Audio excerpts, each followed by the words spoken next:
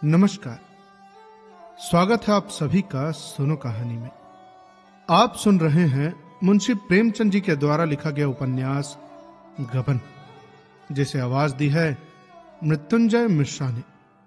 यदि आपने इसके पहले के भाग नहीं सुने हैं तो मेरा आपसे अनुरोध है कि पहले उन्हें जरूर सुन के आएं, उसके बाद ही अगले भाग की ओर बढ़ें। कहानी के पिछले भाग में हमने सुना कि रमा शहादत के बाद जग्गू से मिलने आता है, लेकिन जालपा उसे बेइज्जत करके घर से निकाल देती है। अब आगे भाग 20। रमा मोटर पर चला तो उसे कुछ सूझता न था, न ही कुछ समझ आता था कि कहां जा रहा है। जैसे कि जाने हुए रास्ते भी उसके लिए अनजाने हो गए थे। उसे जालपा पर गुस्सा न था, जरा भी नहीं। जग्गू पर भी उसे क्रोध न था। क्रोध था तो अपनी कमजोरी पर, अपनी स्वार्थ लोलुपता पर, अपनी कायरता पर। पुलिस के वातावरण में उसका औचित्य ज्ञान पतित हो गया था। वो कितना बड़ा अन्याय करने जा रहा है, इसका उसे सिर्फ उस दिन ख्याल आया था जब जालपा ने समझाया था, और फिर उसके बाद ये शंका मन में उठी ही नहीं। अफसरों ने बड़ी बड़ी आशाएं बांधकर उसे बहलाए रखा। वो कहते, अजी पत्नी की कुछ फिक्र न करो, जिस वक्त तुम एक जड़ाऊ हार लेकर पहुंचोगे ना और रुपए की एक थैली नजर करके दोगे, बेगम साहब का पूरा गुस्सा उतर जाएगा। अरे अपने सूबे में किसी अच्छी सी अच्छी जगह पर पहुंच जाओगे, चैन से जिंदगी कटेगी। अरे उसके बाद कैसा गुस्सा भाई। और फिर इसकी कितनी ही आंखों देखी मिसालें दी गई। रमा चक्कर में आ गया और फिर उसे जालपा से मिलने का मौका भी न मिला। पुलिस का रंग जमता गया। आज वो जड़ाऊ हार जेब में रखे जालपा को अपनी विजय की खुशखबरी देने गया था। वो जानता था कि जालपा पहले कुछ नाक भौंस सिकोड़ेगी, मगर यह भी जानता था कि वो हार देखकर अवश्य खुश हो जाएगी। कल ही संयुक्त प्रांत के होम सेक्रेटरी के नाम कमिश्नर पुलिस का पत्र उसे मिल जाएगा। 2-4 रोज यहां खूब सैर करेगा, उसके बाद घर की राह लेगा। देवीदीन और जग्गू को भी वो अपने संग ले जाना चाहता था। अब भला उनका एहसान वो कैसे भूल सकता था। तो भैया यही सब मंसूबे बांधकर वो जालपा के पास गया था, मानो कोई भक्त फूल और नैवेद्य लेकर देवता की उपासना करने जाए। मगर देवता ने वरदान देने के बदले उसके थाल को ठुकरा दिया, उसके नैवेद्य को पैरों से कुचल डाला। उसे कुछ कहने का मौका ही न मिला। आज पुलिस के विषैले वातावरण से निकलकर उसने स्वच्छ वायु पाई थी तथा उसकी सुबुद्धि सचेत हो गई थी। अब जाकर उसे अपनी पशुता अपने वास्तविक रूप में दिखाई थी। कितनी विकराल, कितनी दानवी मूर्ति थी। वो स्वयं उसकी ओर देखने का साहस न कर सकता था। उसने सोचा कि इसी वक्त जज के पास चलूं और सारी कथा कह सुनाऊं। पुलिस मेरी शत्रु हो जाए सो हो जाए, मुझे जेल में सड़ा डाले कोई परवाह नहीं। सारी कलई खोल दूंगा, सारी कलई। क्या जज अपना फैसला नहीं बदल सकता? अभी तो सारे मुलजिम हवालात में हैं। पुलिस वाले खूब दांत पीसेंगे, खूब नाचेंगे कूदेंगे, शायद मुझे कच्चा ही चबा जाए, खा जाए। इसी कायरता ने तो मेरे मुंह में कालिख लगा दी। जालपा की वो क्रोधोन्मत्त मूर्ति उसकी आंखों के समक्ष फिर गई। ओह, कितने गुस्से में थी। मैं जानता कि वो बिगड़ेगी तो चाहे दुनिया इधर से उधर हो जाती, अपनी गवाही बदल देता। बड़ा चकमा दिया इन पुलिस वालों ने। यदि कहीं जज ने कुछ नहीं सुना और मुलजिमों को बरी न किया तो जालपा मेरा मुंह न देखेगी। अरे मैं उसके पास कौन सा चेहरा लेकर जाऊंगा? फिर मैं जिंदा रहकर ही क्या करूंगा? किसके लिए जीऊंगा? उसने मोटर रोकी और इधर उधर देखने लगा। 9 बज चुके थे। उसने सोचा कि जज साहब से मुलाकात न हुई तो सारा खेल बिगड़ जाएगा। बिना मिले वहां से हटूंगा ही नहीं। यदि उन्होंने सुन लिया तो ठीक है, नहीं कल हाईकोर्ट के जज से कहूंगा, कोई तो सुनेगा। नहीं तो संपूर्ण वृत्तांत समाचार पत्र में छपवा दूंगा, तब तो सबकी आंखें खुलेंगी ना। मोटर 30 मील की चाल से चल रही थी। 10 मिनट में ही चौरंगी आ पहुंचा। यहां अभी तक वही चहल पहल थी, पर रमा उसी सन्नाटे में से मोटर लिए जाता था। सहसा एक पुलिसमैन ने लाल बत्ती दिखाई। वो रुक गया और सिर बाहर निकालकर देखा तो वही दरोगा जी थे। दारोगा ने पूछा, अरे क्या अभी तक बंगले नहीं गए? इतनी तेज मोटर मत चलाया कीजिए, कोई वारदात हो जाएगी तो क्या करिएगा? कहिए, बेगम साहिबा से मुलाकात हुई? मैंने तो समझा था वो भी आपके साथ होंगी भाई। खुश तो बहुत हुई होंगी। रमा को ऐसा क्रोध आया कि इसकी मूछें उखाड़ लो, मगर बात बनाकर बोला, जी हाँ, बहुत खुश हुई, बहुत। अरे मैंने कहा था ना, औरतों की नाराजगी की यही दवा है। आप फालतू में डरे जाते थे। जी मेरी हिमाकत थी। चलिए मैं भी आपके संग चलता हूं। एक बाजी ताश उड़े और थोड़ा सरूर जमे। डिप्टी साहब और इंस्पेक्टर साहब आएंगे, जौहरा को बुलवा लेंगे, 2 पल की बाहर होगी और क्या। और हाँ, अब आप मिसेज रमानाथ को बंगले पर ही क्यों नहीं बुला लेते? वहां उस खटिक के घर पर पड़ी हुई है। रमा ने कहा, वो अभी तो मुझे एक जरूरत से दूसरी तरफ जाना है, आप मोटर ले जाएं तो मैं पैदल चला जाऊंगा। दारोगा ने मोटर के भीतर जाकर कहा, नहीं साहब, मुझे कोई जल्दी नहीं है, आप जहां चलना चाहे चलिए, मैं जरा भी मुखिल नहीं होऊंगा। रमा ने कुछ चिढ़कर कहा, अरे लेकिन मैं अभी बंगले पर नहीं जा रहा हूं। दारोगा ने मुस्कुराकर कहा, अरे मैं समझ रहा हूं, लेकिन मैं जरा भी मुखिल न होऊंगा। वही बेगम साहबा। रमा ने बात काट कर कहा, जी नहीं, वहां मुझे अभी नहीं जाना है। दारोगा, तो क्या कोई अन्य शिकार है क्या? बंगले पर भी आज कुछ कम बाहर न रहेगी। वहीं आपके दिल बहलाव का कोई सामान हाजिर हो जाएगा भाई, क्यों चिंता करते हैं? रमा ने एक बारगी आंखें लाल करके कहा, अरे क्या आपने मुझे सौदा समझा है क्या? मैं इतना नीच नहीं हूं। दारोगा ने कुछ लज्जित होकर कहा, अच्छा साहब ठीक है, गुनाह हुआ, क्षमा कीजिए, आप कभी ऐसी गुस्ताखी न होगी, लेकिन आप खुद को खतरे से बाहर न समझे। मैं आपको किसी ऐसी जगह ना जाने दूंगा जहां मुझे पूरा इत्मीनान न होगा। नहीं नहीं, मालूम आपके कितने दुश्मन हैं। मैं आप ही के फायदे की सोच कर कह रहा हूं। रमा ने होंठ चबाकर कहा, बेहतर हो कि आप मेरे फायदे की इतने न सोचें। आप लोगों ने मुझे मियां भेंट तो कर ही दिया है, और अब भी मेरा गला नहीं छोड़ते। अरे मुझे अब तो मेरे हाल पर मरने दीजिए, अब मैं इस दास्ता से तंग आ गया हूं। अरे मैं कोई मां के पीछे पीछे चलने वाला बच्चा नहीं बनना चाहता। हाँ, आप अपनी मोटर चाहते हैं तो शौक से ले जाइए। मोटर की सवारी और बंगले में रहने के लिए 15 आदमियों को कुर्बान करना पड़े, मेरी छाती इतनी ताकतवर नहीं है। आप अपनी मोटर ले जाइए। यह कहता हुआ वो मोटर से उतर पड़ा और शीघ्रता से कुछ आगे बढ़ गया। दारोगा ने कई बार पुकारा, अरे सुनिए, अरे जरा सुनिए तो यार, अरे बात तो सुनिए महाराज। लेकिन उसने पीछे मुड़कर न देखा। जरा और आगे चलकर वो एक मोड़ पर घूम गया।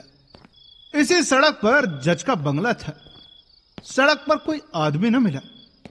रमा कभी इस पटरी पर तो तथा कभी उस पटरी पर जा जाकर बंगलों के नंबर पढ़ता चलता। सहसा एक नंबर देखकर वो ठहर गया। 1 मिनट तक खड़ा देखता रहा कि कोई आदमी निकले तो उससे पूछूं कि साहब हैं या नहीं है। अंदर जाने की उसकी हिम्मत न पड़ती थी। ख्याल आया कि जज ने पूछा, तुमने क्यों झूठी गवाही दी? तो भला मैं क्या उत्तर दूंगा? ये कहना कि पुलिस ने मुझसे जबरदस्ती गवाही दिलवाई, प्रलोभन दिया, मार डालने की धमकी दी, ये तो लज्जास्पद बात है। और यदि वो पूछे कि तुमने केवल 2-3 साल की सजा से बचने के लिए इतना बड़ा कलंक सिर पर ले लिया, इतने आदमियों की जान लेने पर आमादा हो गए, उस वक्त तुम्हारी बुद्धि कहां गई थी? तो फिर उसका मेरे पास क्या उत्तर है? आमखा लज्जित होना पड़ेगा, बेवकूफ बनाया जाऊंगा, बेवकूफ। और इसी वजह से वो लौट पड़ा।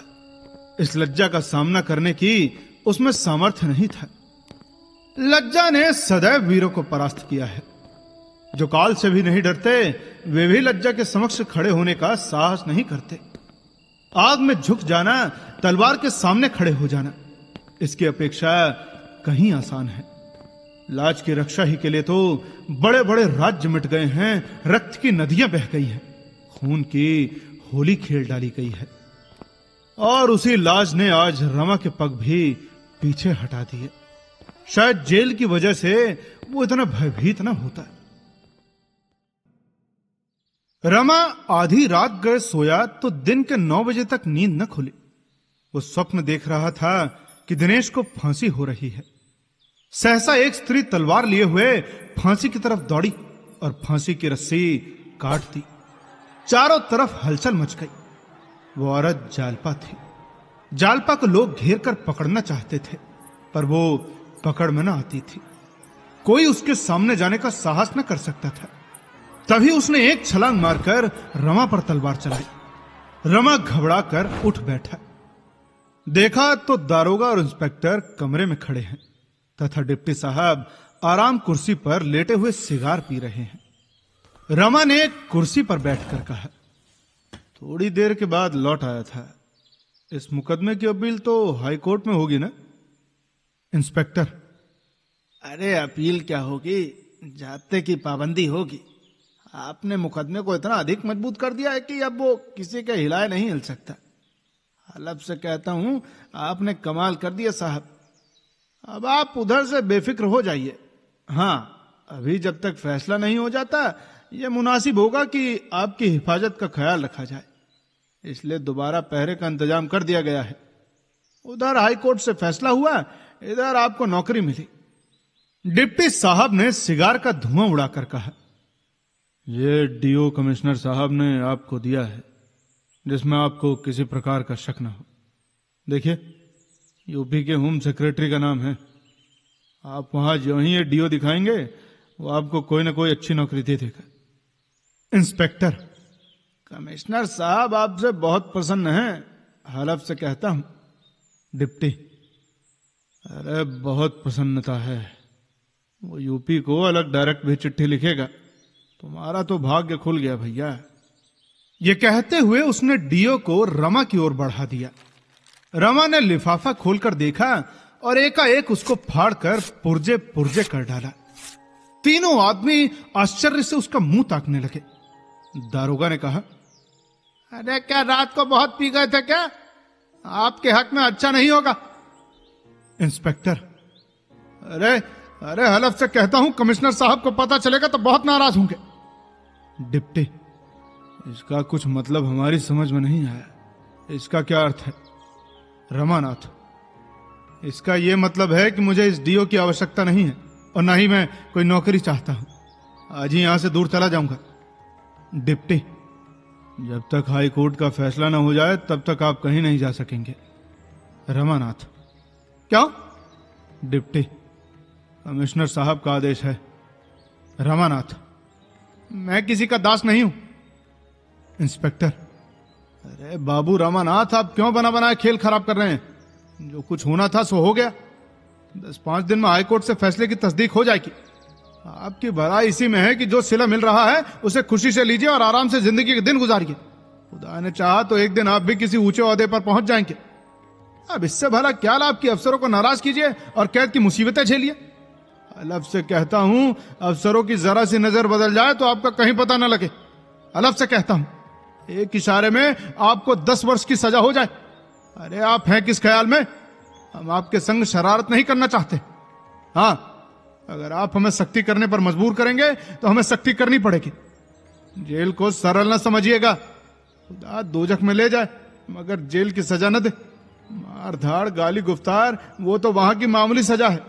चक्की में जोत दिया तो मौत ही आ जाएगी। अलफ से कहता हूं, दोजख से भी खराब है जेल। दारोगा, अरे ये बेचारे अपनी बेगम साहबा से माजूर हैं।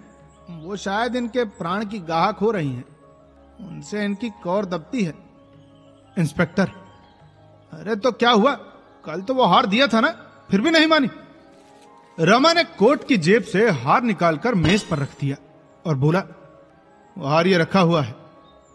इंस्पेक्टर, अच्छा तो इसे उन्होंने कबूल नहीं किया। डिप्टी, बड़ी प्राउड लेडी है। इंस्पेक्टर, लगता है कुछ उनकी भी मिजाज पुरसी करने की आवश्यकता होगी।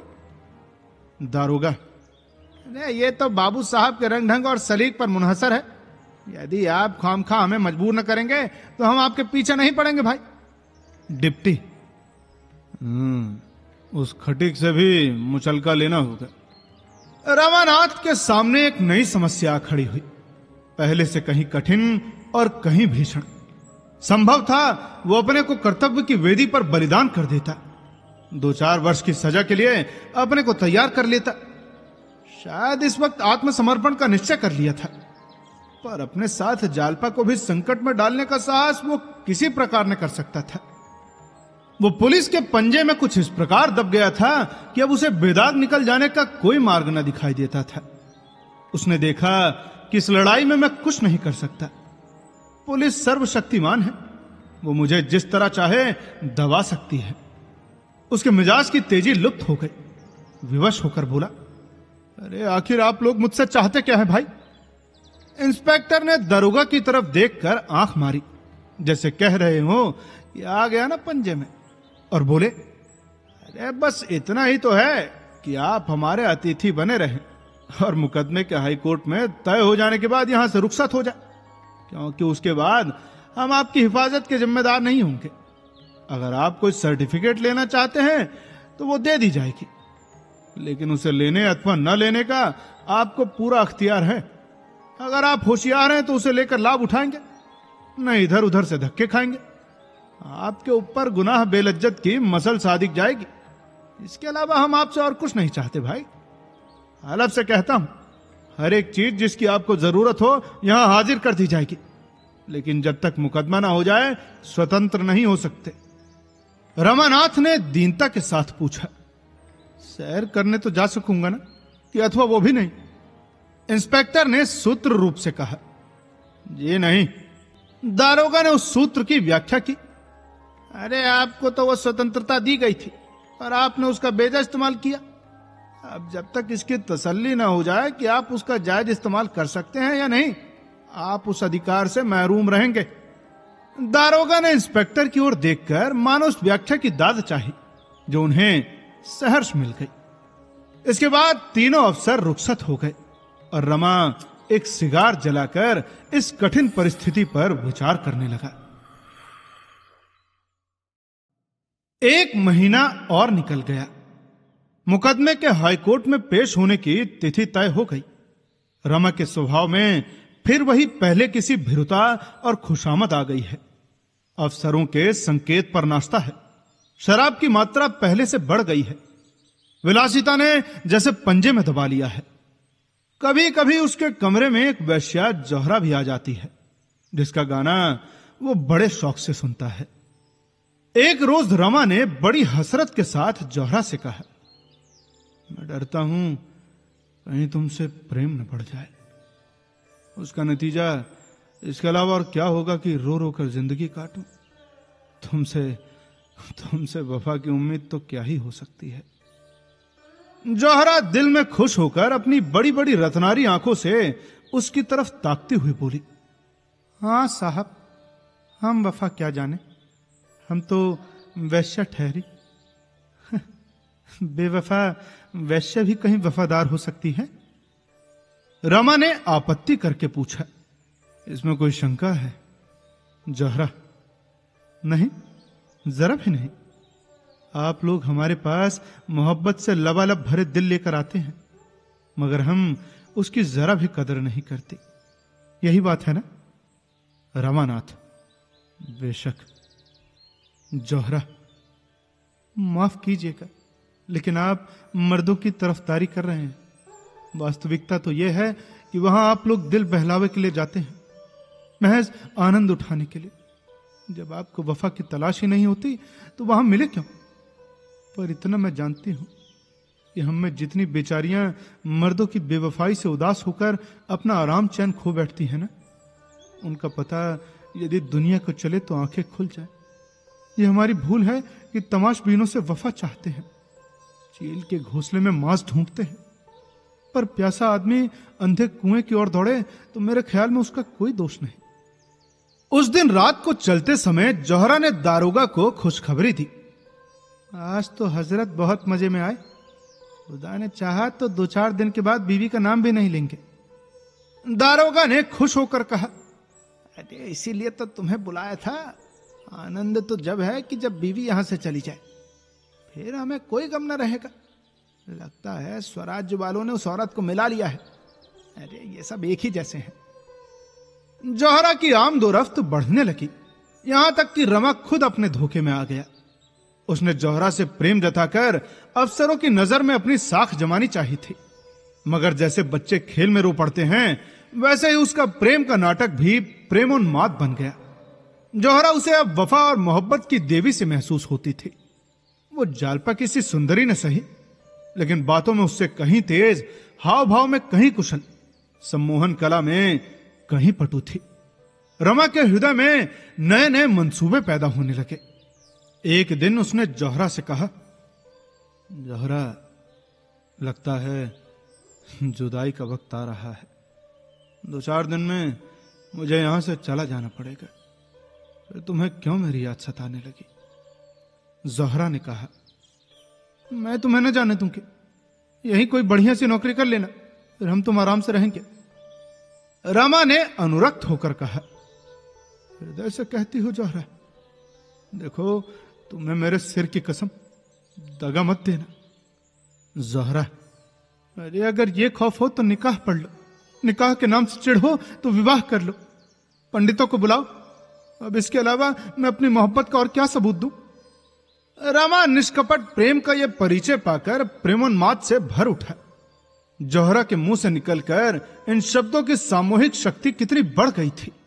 वो कामिनी जिस पर बड़े बड़े अमीर फिदा हैं, मेरे लिए इतना बड़ा त्याग करने को तैयार है। जिस खाने में दूसरे को बालू ही मिलता है, उसमें जिसे सोने की डेली मिल जाए, तो फिर क्या वो अत्यंत भाग्यशाली नहीं है? रमा के मन में कई दिनों तक संग्राम होता रहा। जालपा के साथ उसका जीवन कितना व्यर्थ, कितना कठिन हो जाएगा। वो पग पग पर अपना धर्म और सत्य लेकर खड़ी हो जाएगी और उसका जीवन एक लंबी तपस्या, एक स्थायी साधना बनकर रह जाएगा। सच्चाई उसके जीवन का कभी आदर्श नहीं रहा। साधारण मनुष्यों की भांति वो भोग विलास करना चाहता था। जालपा की तरफ से हटकर उसका विलासासक्त मन प्रबल वेग से जोहरा की ओर खींचा। उसको व्रत धारणी वैश्याओं के उदाहरण स्मरण आने लगे और उसके साथ ही चंचल वृत्ति की गृहिणियों की मिसालें भी आ पहुंची। उसने निश्चय किया कि यह सब ढकोसला है। न कोई जन्म से निर्दोष है, न कोई दोषी। ये सब परिस्थिति पर आश्रित है।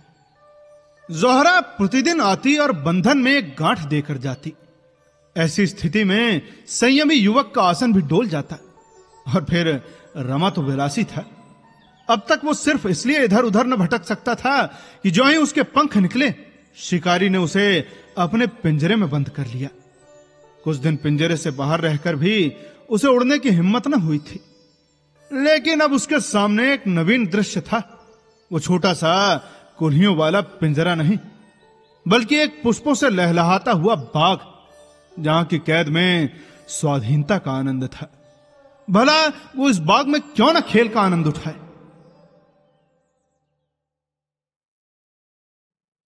रमा ज्यों-ज्यों जोहरा के प्रेम पाश में फंसता जाता था, पुलिस के अधिकारी वर्ग उसकी तरफ से निशंक होते जाते थे। उसके ऊपर जो गिरफ्त लगाई गई थी, वो धीरे धीरे ढीली होने लगी। यहां तक कि एक दिन डिप्टी साहब शाम को सैर करने चले तो रमा ने अपना सिर इस प्रकार भीतर खींच लिया कि किसी की नजर न पड़ जाए। उसके मन में बड़ी उत्सुकता हुई कि जालपा है या अथवा चली गई, लेकिन वो अपना सिर बाहर न निकाल सका। मन में वो अब भी यही सोचता था कि मैंने जो रास्ता पकड़ा है वो कोई अधिक अच्छा रास्ता नहीं है, लेकिन ये जानते हुए भी वो उसे छोड़ना न चाहता था। देवीदीन को देखकर उसका सिर आप ही आप लज्जा से झुक जाता। वो किसी दलील से अपना पक्ष सिद्ध न कर सकता। उसने सोचा कि मेरे लिए सबसे बढ़िया मार्ग यही है कि इनसे मिलना जुलना छोड़ दूं। उस शहर में 3 प्राणियों को छोड़कर किसी अन्य आदमी से उसका परिचय न था, जिसकी आलोचना या तिरस्कार का उसे डर होता। मोटर इधर उधर घूमती हुई हावड़ा ब्रिज की तरफ चली जा रही थी कि अचानक रमा ने एक स्त्री को सिर पर गंगा जल का कलसा रखे घाटी के ऊपर जाते देखा। उसके कपड़े बहुत गंदे हो रहे थे तथा कृशांगी ऐसी थी कि कलसे के बोझ से उसकी गर्दन दबी जाती थी। उसकी चाल कुछ कुछ जालपा से मिलती हुई जान पड़ी। सोचा कि जालपा यहां क्या करने आएगी, पर एक ही पल में जब कार और आगे बढ़ गई और रमा को उस स्त्री का चेहरा दिखाई दिया तो उसकी छाती धक्क से हो गई। वो जालपा ही थे। उसने खिड़की के बगल में सिर छिपाकर ध्यान से देखा। बेशक जालपा थी। पर कितनी कितनी दुर्बल, जैसे कोई वृद्धा अनाथा हो। न वो कांति थी, न वो लावण्य, न वो चंचलता, न वो गर्व। रमा हृदयहीन न था, उसकी आंखें सजल हो गई। जालपा इस हालत में, और वो भी मेरे जीते जी। अवश्य देवी दीन ने उसे निकाल दिया होगा और वो टहलनी बनकर अपना जीवन यापन कर रही होगी। नहीं, लेकिन देवी दीन इतना बेमुरब्बत नहीं है। जालपा ने स्वयं उसके आश्रम में रहना स्वीकार न किया होगा। माननी तो है ही। कैसे पता चले कि आखिर क्या बात है। मोटर दूर निकल आई थी। रमा की सारी चंचलता, सारी भोग लिप्सा लुप्त हो गई। मलिन वसना दुखिनी जालपा की वो मूर्ति आंखों के समक्ष खड़ी थी। किससे कहे, क्या कहे, यहां कौन अपना है? जालपा का नाम जबान पर आ जाए तो सबके सब चौंक पड़े और दोबारा घर से निकलना बंद कर दे। ओह, जालपा के मुख पर दुख की कितनी गहरी छाया थी। आंखों में कितनी निराशा। उन सिमटी हुई आंखों में जले हुए मन से निकलने वाली कितनी आहें सिर पीटती मालूम होती थी, जैसे उन पर हंसी कभी आई ही नहीं। मानो वो कली बिना खिले ही मुरझा गई। कुछ देर बाद जौहरा आई, इठलाती, मुस्कुराती, लचकती हुई, मगर रमा आज उससे भी फटा फटा रहा। जौहरा ने पूछा, आज किसी भूले की याद आ रही है क्या? यह कहते हुए उसने अपनी गोल नरम मक्खन सी बाहें उसकी गर्दन में पिरोकर उसे अपनी तरफ खींचा। रमा ने अपनी तरफ जरा भी जोर न किया, उसके हृदय पर अपना मस्तक रख दिया, जैसे यही उसका आश्रय है। जौहरा ने कोमलता में डूबे हुए स्वर में पूछा, सच बताओ, आज इतने चुप क्यों हो? क्या मुझसे किसी बात पर रूठे हो क्या?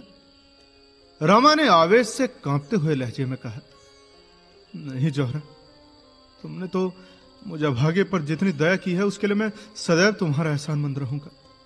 तुमने उस वक्त मुझे संभाला जब मेरे जीवन की टूटी हुई कश्ती गोते खा रही थी। वे दिन मेरी जिंदगी के सबसे बेहतरीन दिन है और उनकी स्मृति को मैं अपने दिल में बराबर पूंछता रहूंगा। पर फिर अभागों को मुसीबत बार बार अपनी तरफ खींचती है। प्रेम का बंधन भी उन्हें उस ओर खींचे जाने से नहीं रोक सकता। आज मैंने जालपा को जिस सूरत में देखा है वो मेरे दिल को भली भांति छेद रहा है। वो आज फटे मैले कपड़े पहने सिर पर गंगा जल का कलसा लिए चली जा रही थी। उसे उस दशा में देखकर मेरा दिल टुकड़े टुकड़े हो गया। मुझे अपनी जिंदगी में कभी इतना दुख न हुआ था।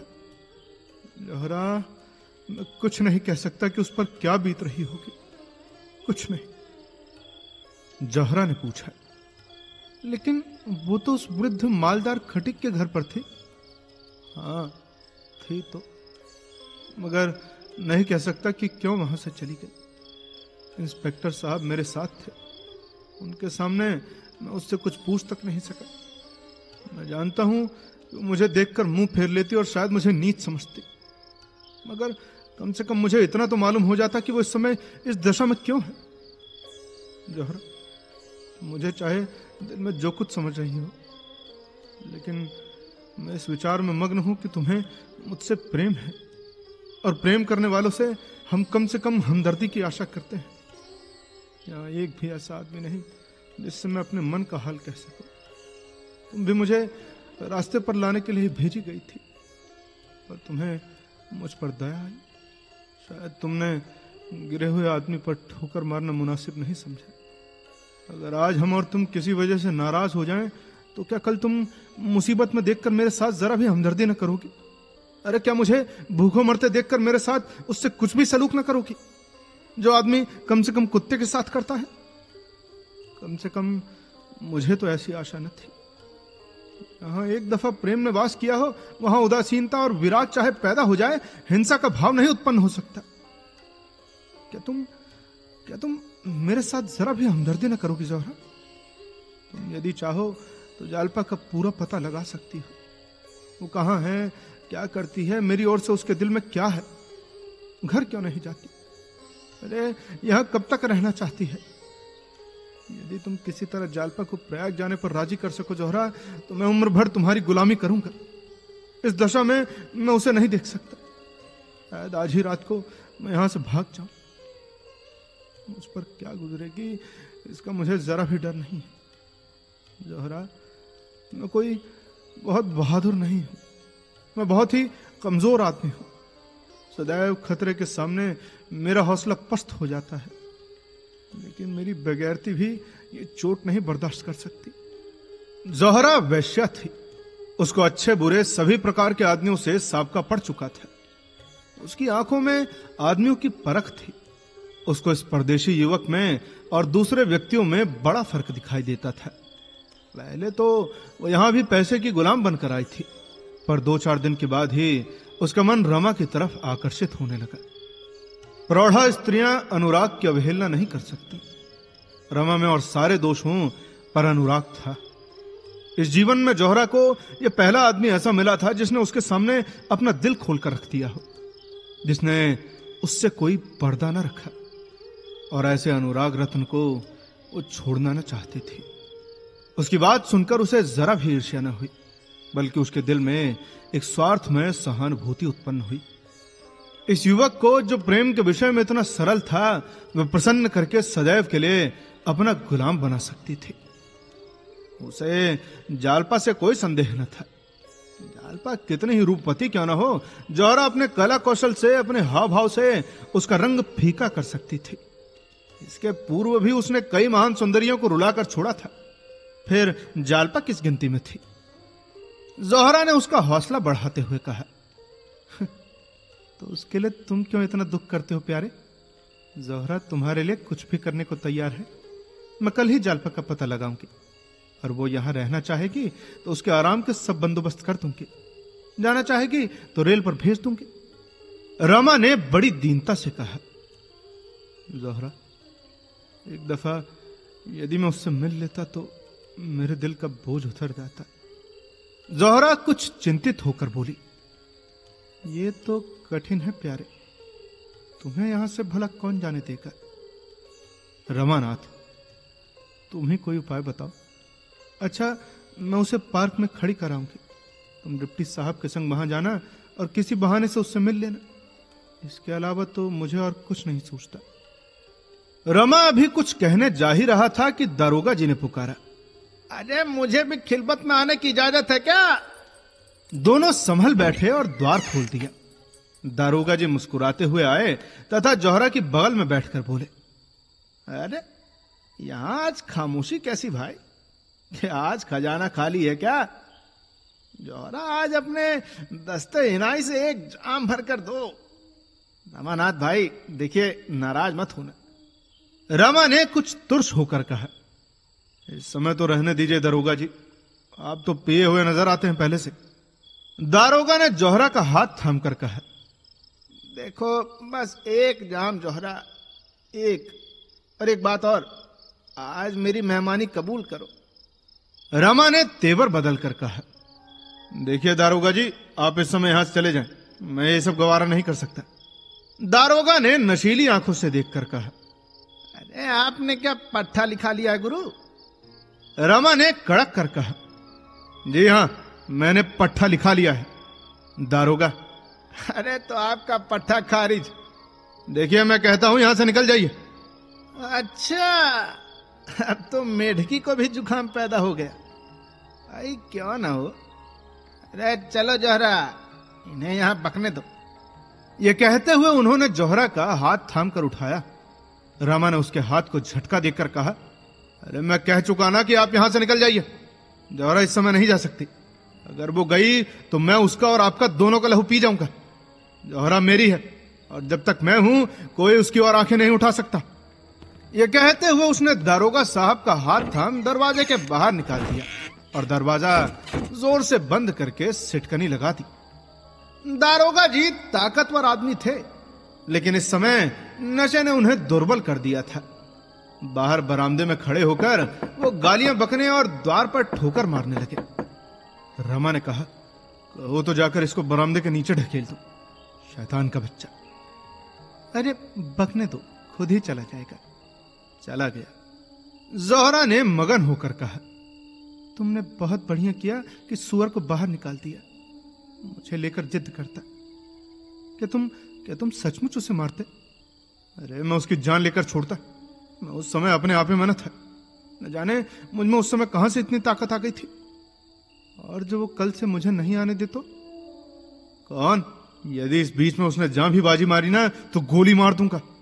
वो देखो, ताक पर पिस्तौल रखा हुआ है। तुम अब मेरी हो ज़ोहरा। मैंने अपना सर्वस्व तुम्हारे कदमों पर न्यौछावर कर दिया और तुम्हारा सब कुछ पाकर ही मैं अब संतुष्ट हो सकता हूं। तुम मेरी हो और मैं तुम्हारा हूं। आज से किसी तीसरी औरत अथवा मर्द को हमारे बीच में आने की मजाल नहीं है ज़ोहरा, कम से कम जब तक मैं मर न जाऊं। ज़ोहरा की आंखें चमक उठी। उसने रमा की गर्दन में हाथ डालकर कहा, ऐसी बातें मुंह से नहीं निकालो प्यारे। अब कहानी में आगे क्या होता है ये जानने के लिए जुड़े रहिए सुनो कहानी के साथ। तब तक के लिए सुनते रहिए सुनो कहानी की अन्य कहानियां। और यदि कहानी पसंद आई हो तो शेयर करिए अपने दोस्तों के साथ और अपने फैमिली के साथ। मिलते हैं अगले भाग में। धन्यवाद।